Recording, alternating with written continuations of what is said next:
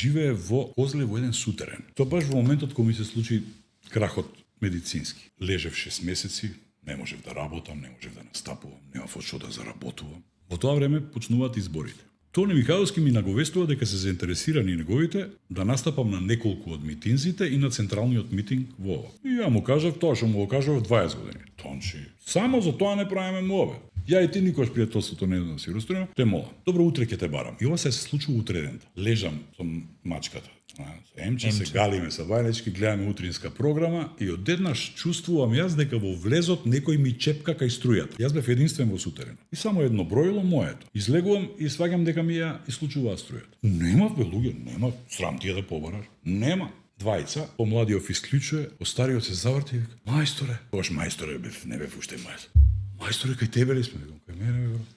Враке мојка на малиот. Не, Господ ќе ме казни, кај тебе да ти исклучам, те обожаа жена ми, деца да не дам што, не дам ама да знаеш, вика. Утре ќе дојдат некои други. Значи плати си ја со време. Тоа са бајле, повторно се слушам со Тони кој ми вика: "Те чека во кала, коверт, толку и толку пари." Тоа нешто што не може нормален човек да го заработи за 10 години. Не прив. Тони вика: "Ова ќе го кажувам, ќе го раскажувам на сите." Таа вечер почнав да те сакам и да те ценам уште повеќе во мојот живот. Тоа беше некоја нестварна сума, а јас немам да си ја платам струјата. И тоа беше последен пат кога се обиде, оти виде дека е. И сум имал и други непристојни понуди, многу такви.